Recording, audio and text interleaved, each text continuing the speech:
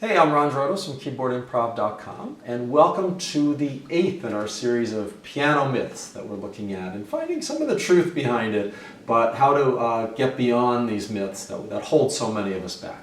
So this one says, this myth says that you can't double notes in jazz chord voicings. So in other words, if there's a, if you have the F7, if you have the 7th, 3rd, 13th, 9th, 5th, and root here. That's the only kind of voicing you can play. You can't have the 9th here and up there. So you can't do that, right? So, obviously, just hearing it, you see that it's a myth. But the interesting thing is, it holds a lot of people back. I had someone ask me once if I could teach them how to play jazz chords without double notes. And I said, okay, fair question, because they can sound good. But I asked, can you name me a single great jazz pianist you like that didn't use double notes? And no, nobody can, because they all use double notes in their chord voicings. It's interesting. We hear this a lot, though, especially these days, in sort of modern times with the internet. But it's a big myth. Let's look at chord voicings beyond jazz to understand this. First of all, if you're writing with triads or playing with triads, writing like Mozart, Beethoven, whether it's orchestral or piano, you have to double notes because there's only 3 notes in the chord. So you have to double that third somewhere, or the 5th. If you're playing pop music,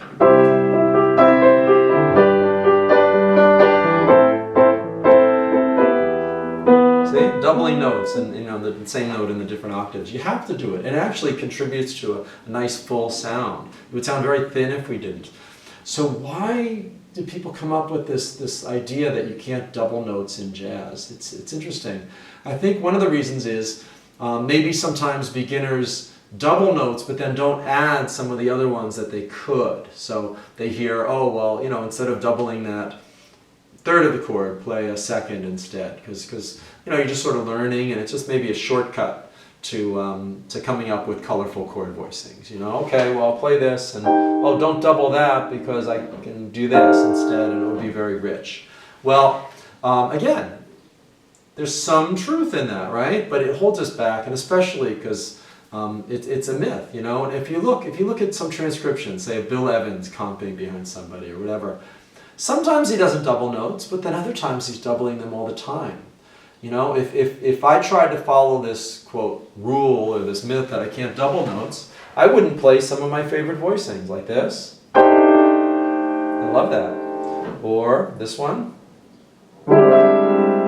Double notes all over. It's a B flat. I actually have 2 Ds, 2 Es, and 2 Gs.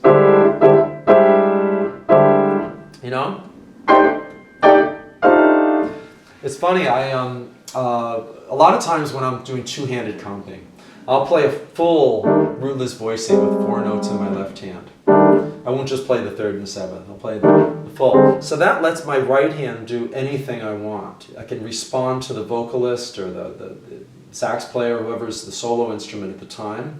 I can play wide voicings, I can play close, I can do...